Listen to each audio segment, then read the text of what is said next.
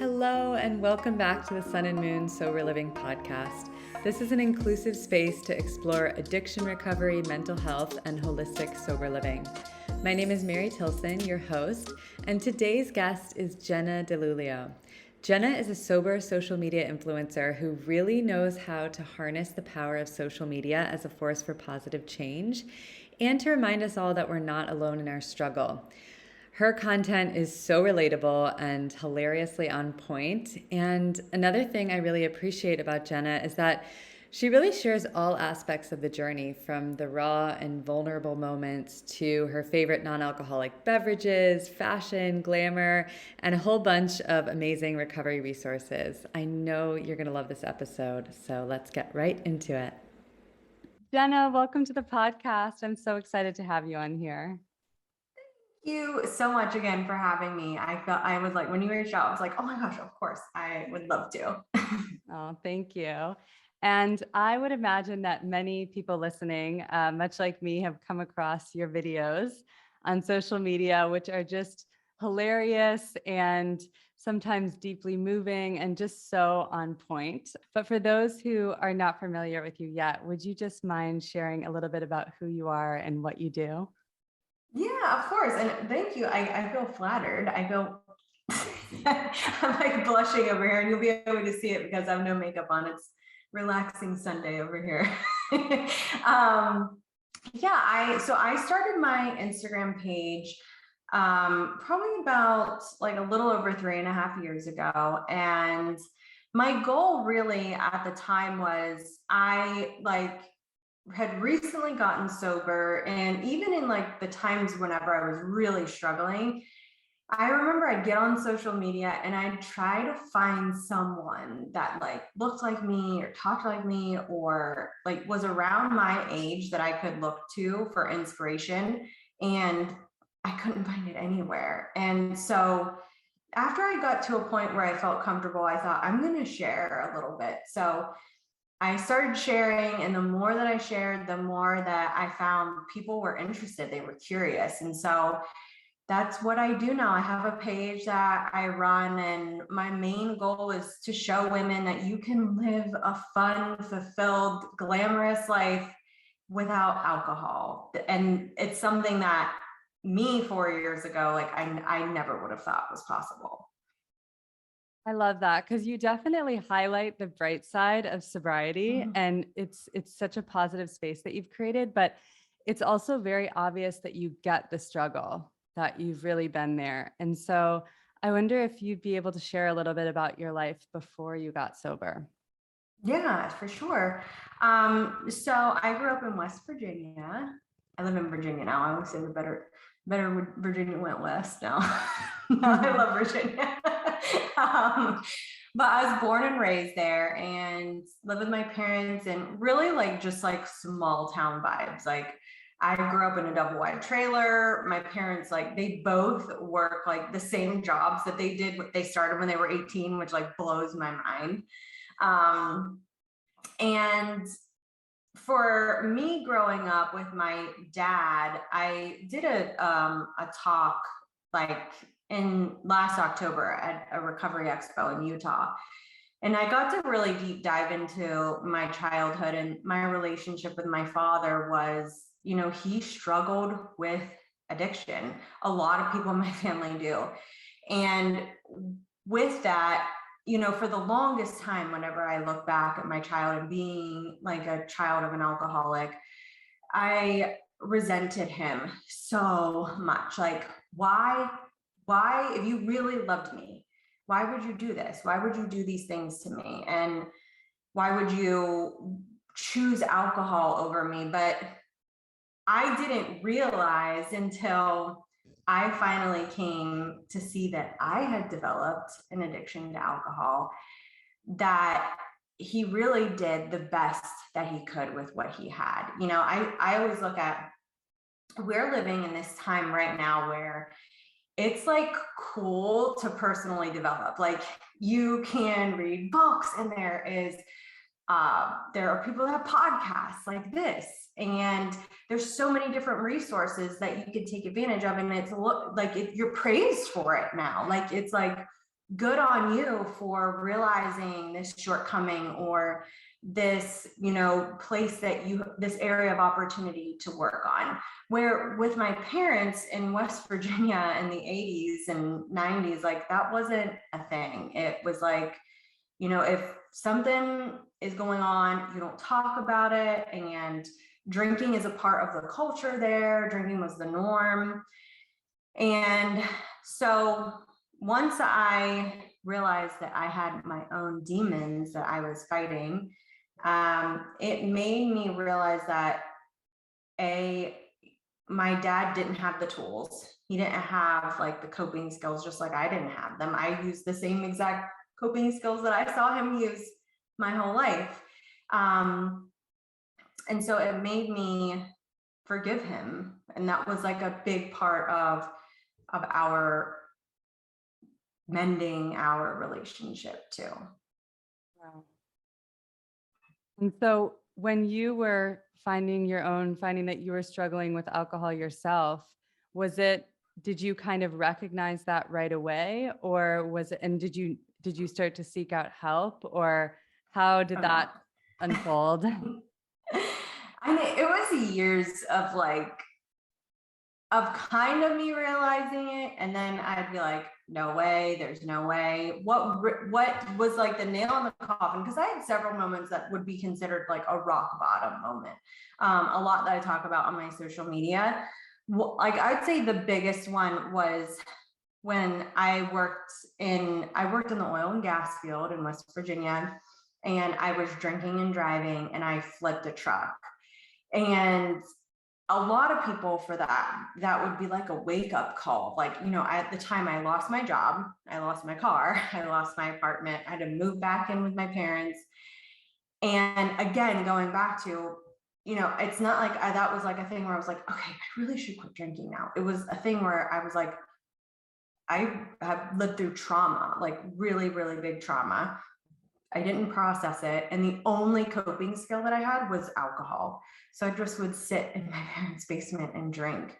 And even my parents, which my dad was struggling at the time, even they were like, maybe you should look into this. This is something maybe that's like a problem. I was like, oh my God, like you of all people to be talking to me about this.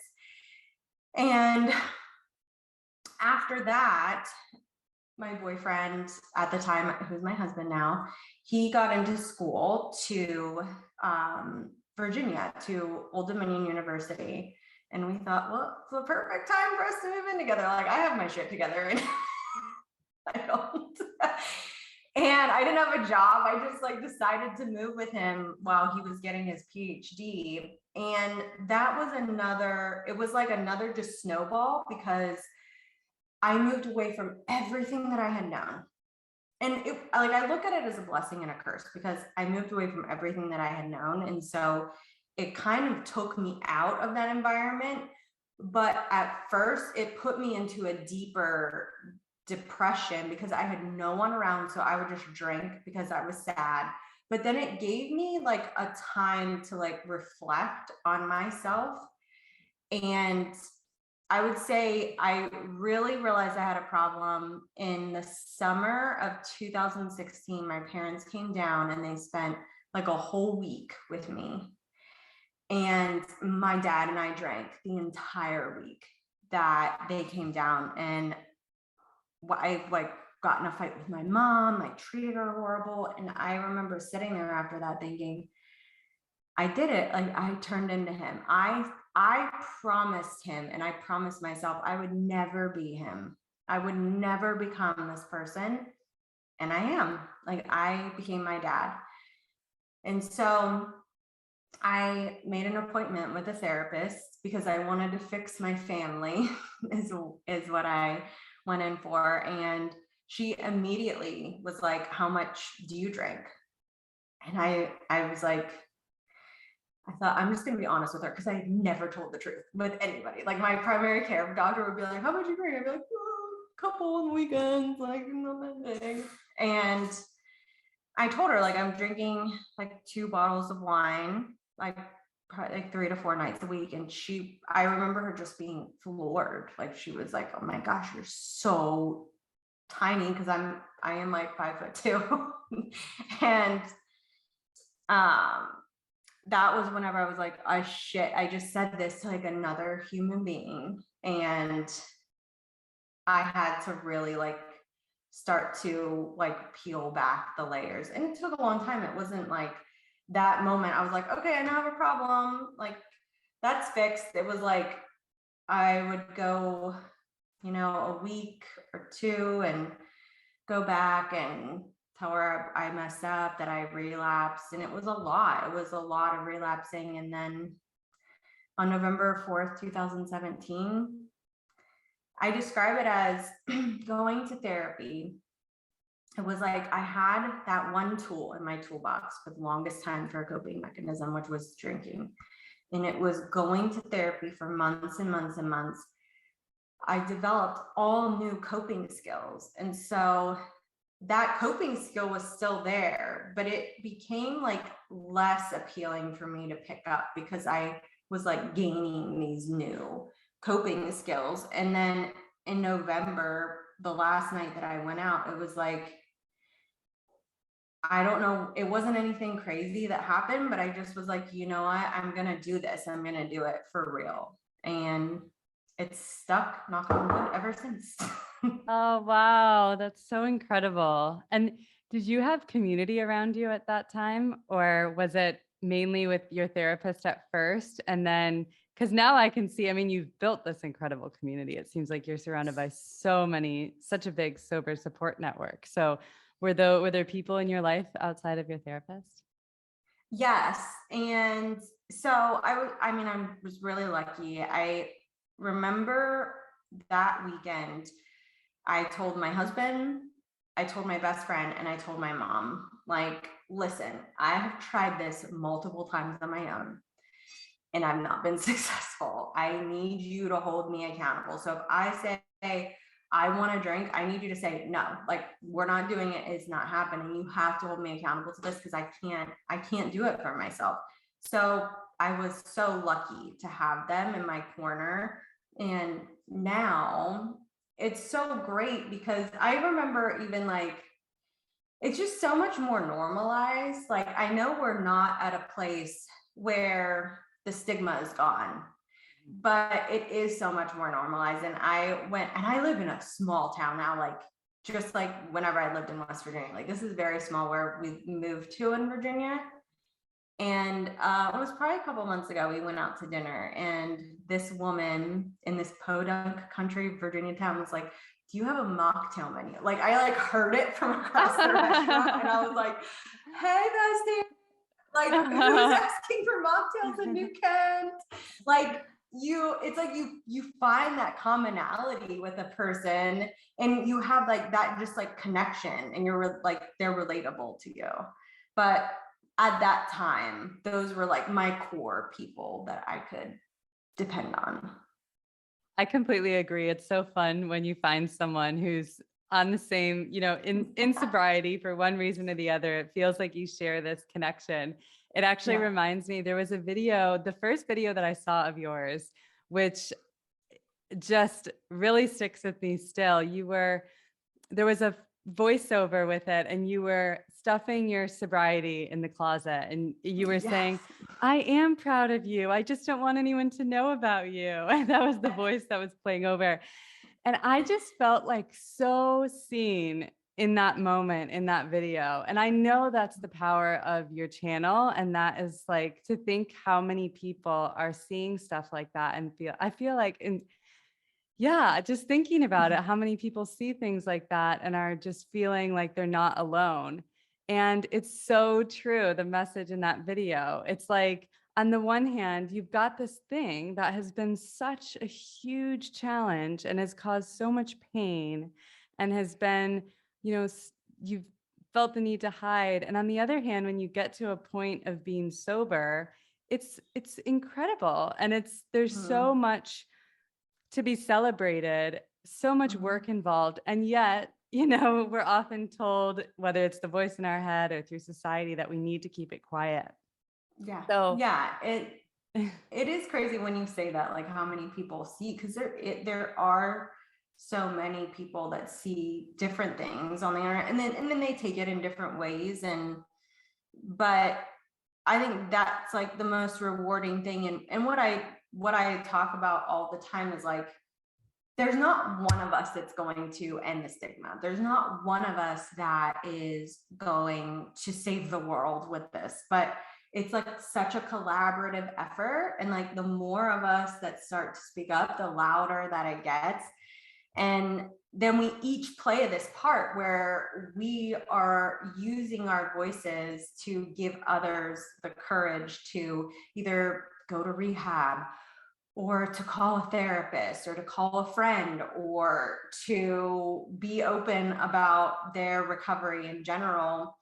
And society does, I look, like my husband has some relatives that they're sober, they're dry, they say.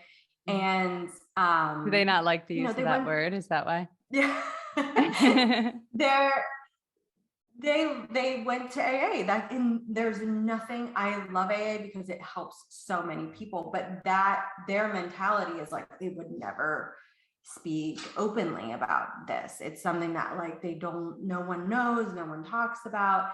And as much as I love AA, I think on the flip side, it's like, if we can be louder, like, and we can be proud about this, then it takes the like shame away from people to go get help and to want to really do better for themselves.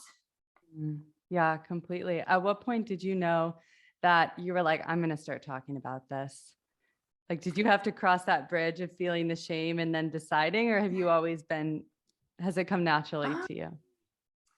I think like, I remember whenever I was looking for inspiration, I found Mike the Situation and I found Steve-O from Jackass. And I remember just thinking like, I have messages that I sent them like back in early 2017. And I'm like, oh my gosh, it's so funny because I just is like, you inspire me. I can't find anybody online now. There's so much, there's so many amazing people online that talk about it. But for me, I think after 6 months, I used to do corporate sales, and corporate sales, like, hoorah, like, drink the Kool-Aid, everybody, like, it's almost like you share where I was working. It was like you share personal goals, you share professional goals for the quarter that were coming up. And I don't think I've ever even told this story before. So for the quarter, you went up, you did a whole PowerPoint presentation on where you wanted to be. And I shared my professional goal. And then for my personal goal, I remember standing up and I couldn't even speak it at first. Like, it was like, I was crying, I was stumbling over my words, but I remember saying like, I haven't drank in 6 months. And it was such a big deal for me. And even in that moment, I'm telling you, it's so crazy. Almost every single person in that room hugged me and had their own story of a relative or a friend or someone that they knew that struggled. And I already was seeing physical changes in myself. Like, my skin started to be clearer, and my hair, like, I remember my hair like would only grow to like here whenever I was drinking. And then my hair like just started to grow so long. Wow. And I wasn't bloated anymore. My face wasn't red. And I took a selfie, which I like really never took selfies. And I did like a side-by-side comparison from like a year before. It's like, oh my gosh, even I could see like it was just such a drastic difference. And I thought, I'm gonna share this on my page. And I like put up, and I was pretty big. Like, I wasn't like, but I said, for the past 6 months, I've really been working on myself. And I named like just like different physical things. I remember I had went to a zip lining place and really like pushed myself out of my comfort zone. And then at the end, I ended it with like that I also cut out drinking alcohol. And it was just like overwhelming. People were messaging me, commenting like, you went 6 months without drinking. Like, how did you do that? Well, because I was like the party animal whenever I went anywhere. So we were like, what, you? And so after that, I just thought, you know what, I'm gonna keep sharing about this. This is something that like I don't see anybody else talking about, and people are curious about it. And so from there, I just kept sharing. I love that. And I love that story about work. That's so brave. And that's another place that I feel like the conversations really need to be had, because I think that's one of people's biggest fears when it comes to coming out about being sober is that, are they going to think, is my boss going to think that I'm, just going to slip one day and then I'm totally irresponsible and not trustworthy? And of course, all those things are not true. I think if anything, the person who can move themselves from addiction to sobriety is the one that's really demonstrating like an incredible amount of self-control and resources and things like that. Yeah.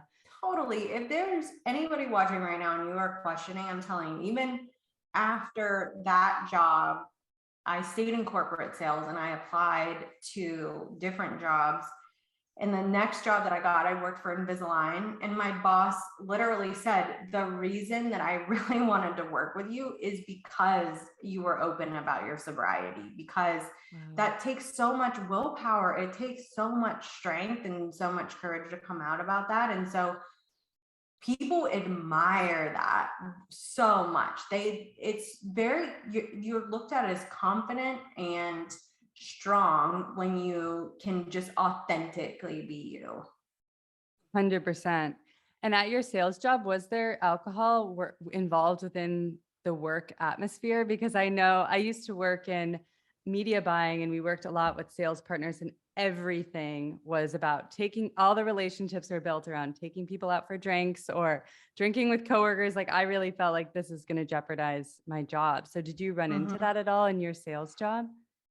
Yeah, like it was more of a way for us to celebrate. Like we would have like quarterly, like these like quarterly get-togethers where we would do, and it was always circled around alcohol. Like I remember one time we went to a winery and had like a bus drive us around everywhere. We went to bar hopping, and it was like one of our first dinners after that. I didn't come out. It was like 3 months, and I was drinking water. I remember everybody after, because like in sales too, like I feel like it gets a little bit catty. Like everybody thought I was pregnant after that because I was just drinking water. And after that, like after I came out, the cool thing is like almost everyone in my sales group was like super protective over me. So like if we went out anywhere and someone was like our corporate like annual meeting, it was always at like a location in like on the East Coast, but like it would be hundreds of reps gathering together at once. And there would be champagne and all this stuff. And like the people, my coworkers would be so protective. They'd be like, oh no, she needs it. You need to get her seltzer. You need to give her the, like, so that was nice. Cause that was just like, not only another layer of accountability that I had there, but also like people that genuinely cared about me, and they were there to like have my back and make me feel included. Oh, that's so nice to hear. Because I think we can always jump to our most fearful thoughts about what it's going to be like. Like, oh, everyone's going to shame you everywhere you go, or you're going to, like, to me, it's like, oh, I'm going to lose my job. I'm never going to be able to do any of these networking things. But just to hear stories like that, it's like, it restores. I mean, we have to have a little faith in humanity too, right? Like there's good people out there. So when it comes to, because you mentioned you had this kind of identity of being like a party girl and people knew you for that and everything, how is that with navigating like friendships and people that, I would imagine that you had a lot of friendships that were built around drinking situations. So how did that transition go? It's interesting because I think that's like probably like one of the biggest fears that I hear from people is like, am I going to lose my friends? Are my friends going to change if I do this? And I say like, yeah, probably like, because in your adult life, like, I feel like you grow and you evolve. Like, we're constantly growing, we're constantly evolving. And this was like such a big part of my evolution as a person. And there are people that I still care about. Like, I don't wish harm on them. Like, I still think they're good people. But the bond that we had was just over this one thing. And once I got rid of that and it's not there anymore, it's not like they were picking up the phone to call me and see how I was doing and all these things. So it just kind of dissipated. But on the flip side, you pick up these new people that you have new things in common with, and they're growing and they're evolving and they're pushing you forward and motivating you.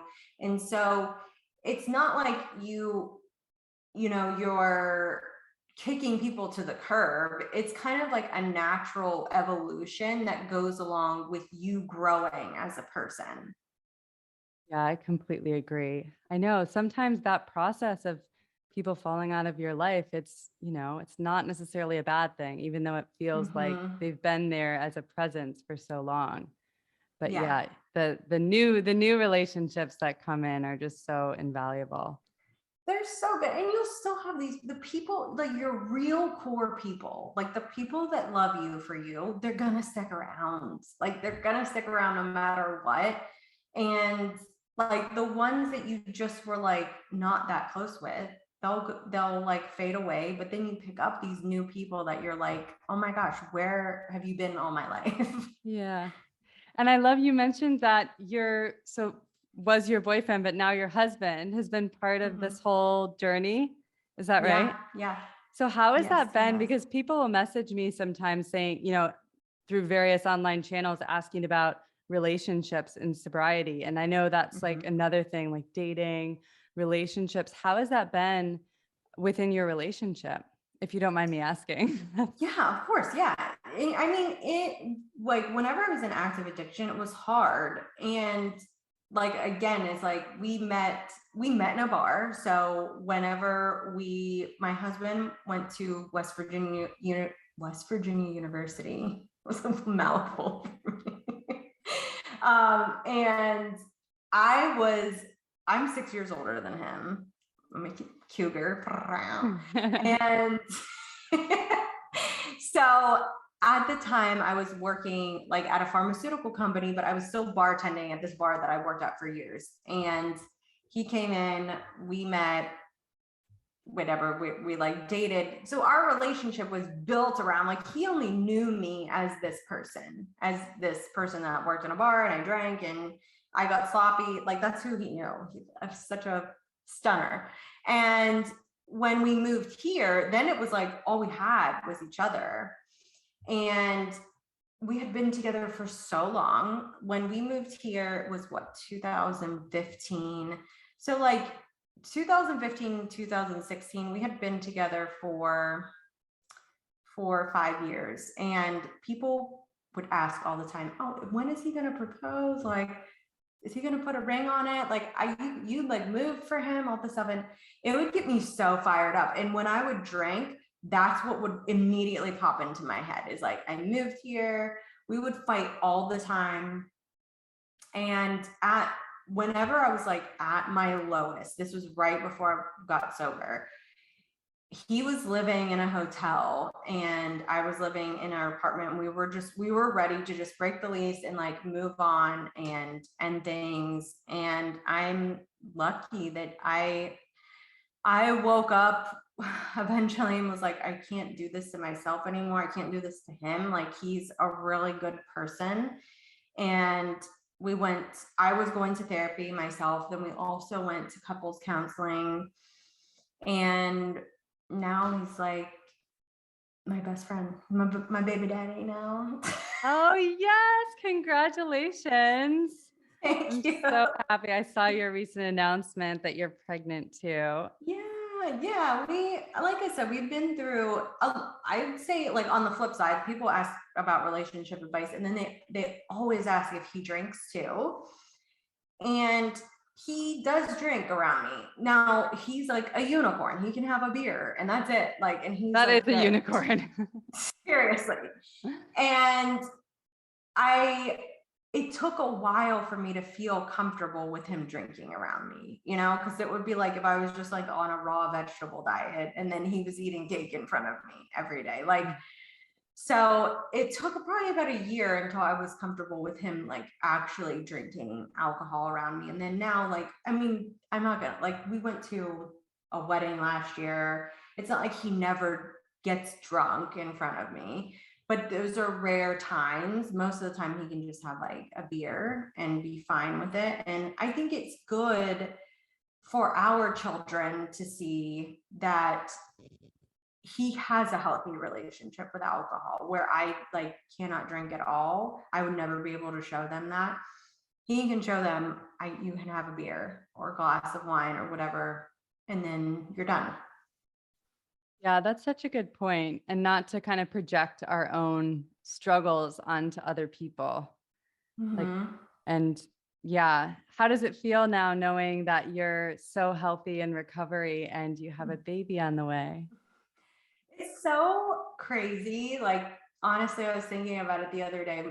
My husband and I were talking, I'll probably get like emotional, but I'm like thinking about like whenever I was getting sober, what really pushed me, like what really motivated me. And I remember always thinking like, I don't ever want to pass this torch to another person. Like, I know there's so much out of my control as far as addiction goes for my children, but I want to do everything that I can that's within my control to prevent from passing this on. Because again, like my parents did the best that they could do, but I mean, walk out of that situation, I remember my therapist said like a less than a 1% chance of coming out of that without an addiction. You're looking at generational cycle of addiction. I probably have an addictive gene somewhere in my body. And then I saw it my whole life.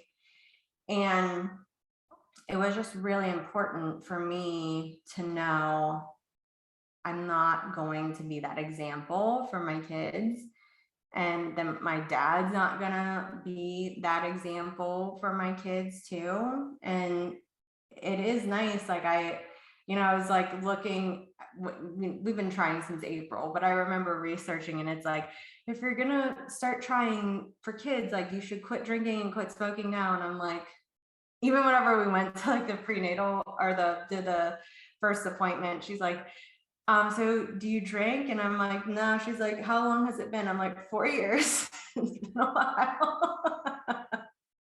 Yeah, that is so true. And not even have to think twice about that. Just have such a healthy body too. Yeah. Mm-hmm.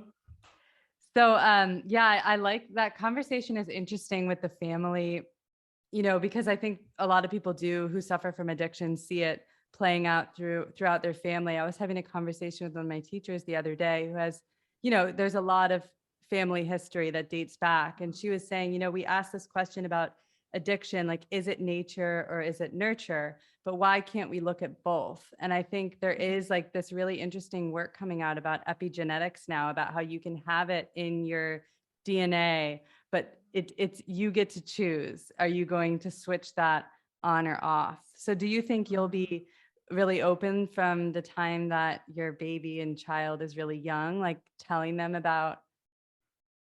them about addiction? Or I mean, I think I want to be as open as possible because I think that's important for my child to know. It's interesting because, I've been thinking recently about where my Instagram is going to go from here. Cause like I look back, I told my husband, I was like, I look back at like last year, I'm like, I'm wearing like crop tops and videos. Like that's not happening this year.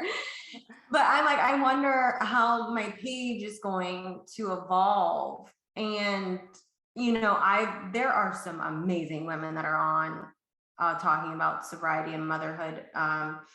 I don't know if you know, Recovery is the New Black. Michelle is amazing. Celeste, The Ultimate Mom Challenge. Like these women tell their stories. And I think which is so brave because they got sober after they had kids and after they went through these like horrific things and came out on the other side strong badasses. And they're such a great example to their children that I've been thinking, shining a light for women to say, you can do this. You don't have to wait before you get pregnant. You can do it before then. And I don't know where my page is going to go. I use them as like beacons. I've used like Celeste and Michelle as beacons of light for so long because they're just, to me, they show such good examples and they combat the mom wine culture so much, which I think it's such an important thing to highlight.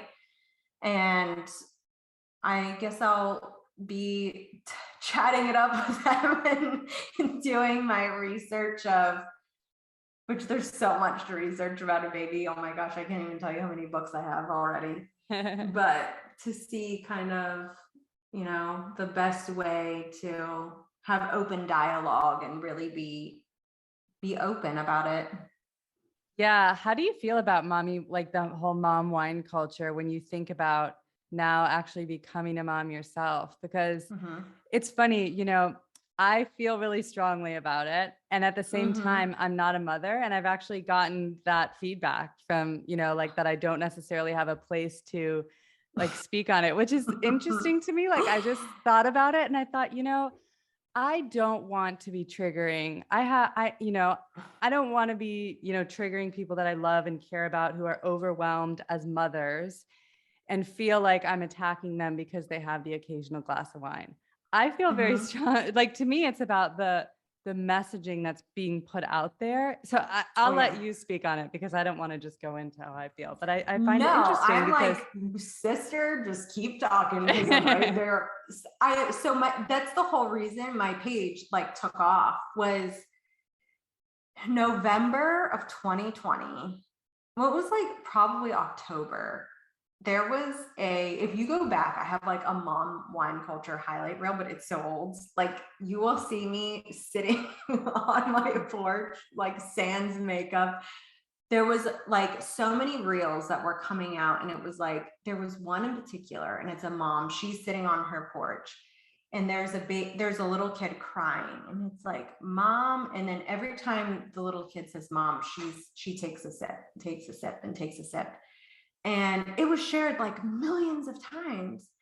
And that wasn't the only one. There was like moms that were pouring vodka into coffee cups. And it was right in the middle of the pandemic. It was all of these things were coming out. And I was like, how is no one speaking up about this? It's pissing me off.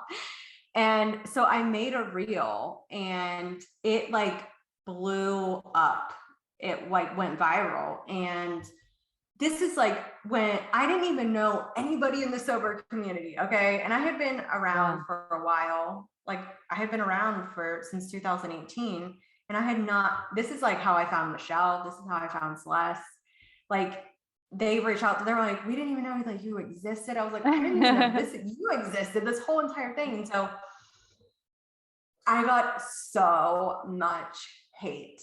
Like when I say hate, I had to go back to therapy like immediately because I had women, again, you're not a mom. You shouldn't be talking about this. You don't have kids. Women threatening to find my home address. Like wow. It just goes to show how like clingy people are and protective of this thing. So it was so insane. And it's so funny because I was talking to another like woman in the sober community the other day and I was like, honestly, I can't wait to just be like, come out and repost that reel in like a few months and be like, guess what? I still feel exactly the same way. Like it doesn't change. I don't think there's so many women that don't understand that it isn't about mothers. It's about the marketing to mothers. And it's about using your child as an excuse to drink and using alcohol as a coping mechanism with your children, that it's so harmful. And it really is only played into women. And for the women that have such a problem with it, I don't think that they can see that they're being targeted. Like they're being targeted by all these companies with mommy juice, and it totally plays into, I mean, I've never been on a play date with anyone, but I have friends that have, and I've had so many people reach out and say, I want to just go and let my kids hang out and not have to bring, like, people bring bottles of wine, and I feel pressured to drink with our kids there. Oh, I could go with this. This could be a whole other episode that I could. Yeah. I mean, why do you think there's that negative reaction? Why do you think that people go crazy on you leaving comments like that are so charged? I think that people feel, well, there's like still a stigma that's attached to addiction. And so for someone to see something like that, to say, are like, they feel like, oh my gosh, are you saying I have a problem? Are you saying that this is an issue for me? And it's a lot of lack of education, just like you look at a lack of education with anything. I think the more people that speak up, Celeste is doing such a good job. Like Celeste, the Ultimate Mom Challenge, she's had a couple of really powerful reels to combat it recently. And she has such a good way of explaining it. It's like women and people like that are able to just voice it. And it's just like, once people see it over and over again, it's just like an advertisement that you get on your Instagram for like a setting powder. Like you're like, it just keeps coming up, and you're like, all right, I'm gonna buy it after you see it for like the 8th time. It's like, once you see it enough, I've been on a couple of podcasts, a couple of bigger podcasts, because a podcaster saw it, and they had, one was as a pretty big stepmom account, and she said, I would post stuff like this all the time, and I would have women come after me, and they would say, how dare you? And she's like, I would hit right back at them. I would say, get the hell off of my page. I'll do whatever I want. And I saw your reel. And she was like, it just hit me differently. Like, it was like, I finally understood it. And I think it's more people talking about it, the more it's like, people will scratch their head and go, because after that, every time that I was like, you know what, no matter what, these women that came after me, every single time that they would see a mother using alcohol in that way, they think of me. They think of that reel, and they think of the messages they sent, no matter what.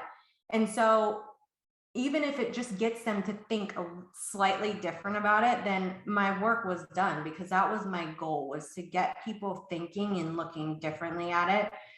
Because at the end of the day, who suffers? It's kids. It's kids that are in the hands of adults that think this behavior is normal, and that it's okay to drink in the morning, because you're seeing women do it on Instagram all day long, and you're seeing people validate these types of behaviors. So you think it must be okay. If I see other people doing it, it must be okay. It's funny to some people, so it must be normal. Yeah. And it's a pandemic, and that's how we handle stress, and we deserve it. And it's so important. I think I really have to like acknowledge you for dealing, because that is so hard to have so many people trolling you online. Like, no matter how strong you are and how comfortable you are being online, like you even mentioning that you had to go back to therapy, like that's so challenging, and it's scary when it's strangers, and you continue to put the message out there anyway. And, I think that we take for granted sometimes how like advertisers, they're operating with a deep understanding of the human psyche, of how to target people in the right moments. And so like, I bring this up a lot, but when I started seeing people blending messaging with the pandemic, we're stressed, we're alone, with alcohol, I was like, this is seriously sick. And people don't see it. It's in blind sight, and people don't see it. And it's interesting that rather than having that be received as in, wow, she's really doing us a favor. Like this reel that Jenna made is like very eye-opening. It's they take the side of the advertiser and the wine company and the alcohol company. And it just goes to show like how strong how like deep they've sunk their teeth into us, basically. It really is. It's like it's white noise at this point. Like I think I can't say it's completely white noise because I don't know. Do you remember it was right around that time? It was like December of that year, Tropicana came out with the ads. Yes. And that was like a big moment, I feel like, because it was like the sober community as a whole was like, we've had enough here. Like, you need to check yourself. And like, it happened so quickly because I remember seeing it, being outraged. I was like, I made a post. You saw so many people together just rally. And it was like in a couple of days, it was just down. And I thought at that time, like, I remember that gave me such goosebumps. I thought, oh my gosh, like they really listened and they really could see how scared that ad was, just so scary. Yeah. And it was a big moment. Yeah, definitely. And I think it just goes to show that we do actually have, despite the fact that there's so much money behind alcohol companies, behind the advertising, we do actually have a voice in it. And do you see that? Have you noticed over the 4 years that you've been, is it the time that you've been sober, that there has been a shift happening, that like that we are moving away from that, or how do you think we still have a big way to go? I think we still have a ways to go, but I'm telling you, I feel it in my heart. Like my children will live in a different world. Like I think my children will live in a world where I think we'll have, the Surgeon General's cancer warning on alcohol. I wholeheartedly believe that. I think big alcohol sees it coming. I think they can see the writing on the wall right now. There is a movement towards non-alcoholic beverage options, towards, alcohol-free options. They're not blind to that. You look at any big alcohol brand and they are already, any big alcohol beer brand, they have their own like zero alcohol version. And I think they can see the shift. It's coming. And I think that, I'm not saying that, I think it's good. I think it's good they all provide non-alcoholic options. Like, I think it's great, but I think they do see the writing on the wall. I think that it's going to start shifting. I don't know if you saw, I think it was in the summer or in the spring when there was a big soccer championship going on, and the soccer player, there was Heineken that were sitting up when he was speaking at the podium. They interviewed him after the game and he took both of the bottles down. Oh, wow. And he was like, That's I'm awesome. not advertising alcohol. And I think there's going to be a lot more. You look at Blake Lively has like her brand. Katy Perry just partnered with a brand. You look at these larger celebrities and it's starting to just shift. People are looking at health a whole lot more than they were even 5 years ago. I completely agree. I went to my first alcohol-free bar in the States when I was back home visiting my family in Denver. It's called Awake. Yes! And yeah. So, isn't it like the coolest experience? It's amazing. And it was crazy for me because I went to school in Boulder, which is like pretty close to there. And those were some of the I was really in my addiction at that time. And it just felt like it was everywhere. And to go to this place where it's like, there's a whole menu and you don't even you don't even feel like you definitely don't feel like you're missing out on anything. If anything, it's so exciting and new. And it's so exciting. Yeah, that's so cool. You've been there. I saw they're franchising now and I was like, I'm going to open one in Bali. That's where I live. It's so, oh my gosh, I skipped in there literally like a little kid on Christmas. I was so excited. And there was so many people in there. It was crowded. Like my friend that lives in Denver, I stayed with her, and her daughter went, who was 12. Like we had the best time there. And if you were someone to just walk by, you had no idea what the place was, you would have had no idea that there was no alcohol served there, because everyone was just genuinely enjoying themselves. Yeah, I completely agree. That was the first time I hadn't even seen how many different non-alcoholic types of like the whole, I was like, there's a whole bar there. And it's so like, so many, like she's been so creative with the different mocktails, the non-alcoholic cocktails. And so I think that's very exciting. I completely agree. Yeah. I think it's happening. And I saw too, like the dating app that you partner with and stuff for people who are like, I think it's good for people to know, because I think you mentioned, once you discovered this world of all the sober people out there, all of a sudden you're like, and that's kind of the funny thing about social media is it starts to suggest all these people. So it's like, I think it's good for people to know that the more you start to really immerse yourself and enter this space, it just expands and expands. And all of a sudden it's like, the world is really moving towards sobriety. Yeah, it totally, I look at Europe, there's so many European sober influencers that I follow, because I feel like Europe's kind of like propelled everything. Like that's where a lot of like the non-alcoholic liquors started, and they kind of started to make it this sort of trendy thing. And some people do have a problem with sobriety being trendy. I don't know how you thought, and you can totally voice your opinion. I'm open to anybody's opinion on anything, but I think for me, it's more of like in early sobriety, I probably would have been mad. Like I probably would have been like, oh, this is like making it trendy. Like I went through hard things to get to where I am, and for someone to make it trendy, like pisses me off. Then now that I look at it as like, if it can become something cool, then that's just breaking the stigma even more, and it's making it more attractive for people to want to get help and to get better and to live in this lifestyle, if we make it something that people are doing to do, and they're going to sober bars and they're going on sober dates. I just think it's cool. Yeah, I completely agree. And I think that's an important conversation. And it's interesting. It's one that I only kind of realized just recently, that people had problems with sobriety being a trendy thing.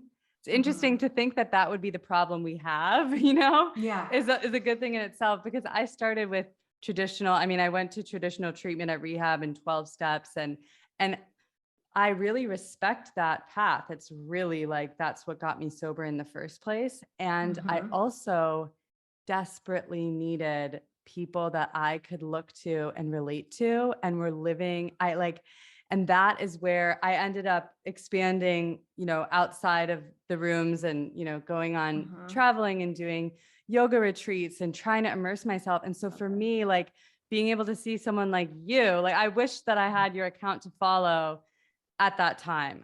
That would have saved me, because I ended up relapsing after the first time I went to rehab, and was because I couldn't live this double life of being secret, and now I know you can have both. And so I really do, like, I honor the 12 steps, and it's still important part of my recovery, but I could not have the secret life, because I felt so seen in that secret space, and then try to navigate. There's no alcohol-free bar. There's no example of people that I can relate to, that like, I'm still my same self. I want to have fun. I want to laugh. I want to like go out and do exciting things, and so that's another thing. Like, I feel like I love how you are like bringing this really fun mix of like, you love glamour and fashion. And I think it's important. I think we should be able to hold space for all of it, and not, there's no right way, in my opinion. I think we should be able to hold space for all of it. Yeah, there's a space, like we were talking about before, is like the more of us that because your story, like you telling your story, is going to reach a completely different person than I would be able to reach. They might be able to hear something that you say, and it can be that one thing that they needed to be like, okay, you know what? I'm going to do it. I'm going to really try this. I'm going to call this number. I'm going to check myself into treatment. I'm going to do the things. And that's why it's so important for each of us to share, because it can open up a whole different world for someone versus just hearing one way, one story. Yeah, I completely agree. And I think there's a place to differentiate between sobriety as a trend, in the sense if people are like taking that as like, oh, this is like your weight loss fix and just do this for a little. I think that encourages unhealthy. So there's obviously an important distinction there, but you know, a real path of like working through your struggles and acknowledging that, and then realizing like we can, you know, embracing the dark and the light side of it. Like there's room for all of it. So, well, what would be, you know, for the person who's listening, who is maybe just kind of tiptoeing around, trying to hear stories and is in a place of struggle, what would be your advice? You know, what have been the things that really have helped you get sober and then find this beautiful life in sobriety? You just seem so happy, and yeah.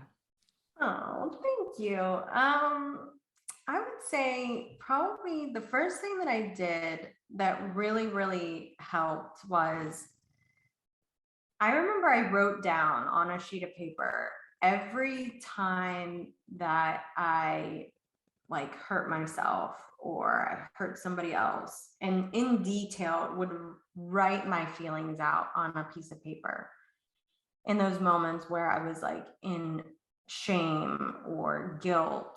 And that way, when I was also utilizing my people for accountability, I could go back and read that to know, like, I don't want to be here again. Like, I don't want to do these things again. I don't want to hurt the people that I love. I don't want to hurt myself.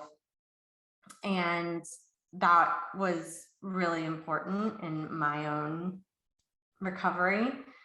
And then also like trying all of the things, like what works for me, what works for Mary might not work for you. Like I tried everything to see like what was a good fit. And so don't think that, even like with therapy or rehabs, don't think because you go to one, it's never going to work for you. Like find what works specifically for you, because your recipe is going to be completely different than everybody else's. I love how you call it a recipe. Yeah. That's so great, because it's so true. There really is so much out there, and now more than ever, there really is.